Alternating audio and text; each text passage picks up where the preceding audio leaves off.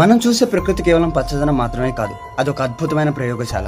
మీరిప్పుడు చూస్తున్న ఈ ఫిగ్ ట్రీ కేవలం మనకు నీడను, పండ్లను మాత్రమే ఇవ్వడం లేదు.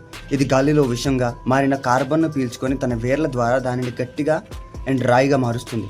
సైంటిస్టులు రీసెర్చ్ ప్రకారం కెన్యాలోని కొన్ని చెట్లు గాలిలో CO2ని ఏళ్ల తరబడి మట్టిలోనే నిల్వ ఉండి సున్నపు రాయి, లైమ్ స్టోన్ లాంటి ఖనిజం మారుస్తున్నాయి. అంటే వాతావరణ కాలుష్యాన్ని తగ్గించడం ప్రకృతి తనంతట తానుగా ఒక సీక్రెట్ వెపన్ వాడుతుంది. చెట్ల నుండి మనం నేర్చుకోవాల్సిన విషయాలు చాలా ఉన్నాయి. అందులో నెంబర్ 1, విషయాన్ని అమృతంగా మార్చడం.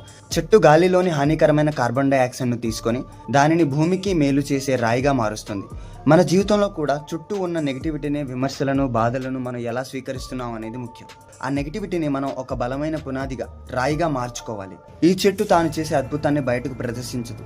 అది భూమి లోపల వేర్ల దగ్గర నిశ్శబ్దంగా తన పని తాను చేసుకుంటూ పోతుంది. మనం కూడా చేసే సాయం లేదా సాధించే విజయం ఆడంబరంగా ఉండక్కర్లేదు.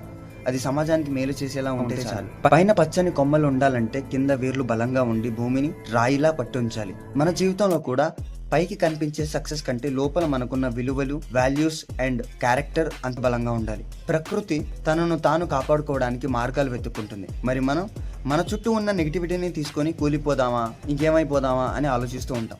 లేక ఈ చెట్టులా ఆ నెగిటివిటీని మన ఎదుగుదలకు ఒక గట్టి పునాదిగా మార్చుకుందామా? ఈ రోజుకి అంతే, మళ్ళీ కలుద్దాం.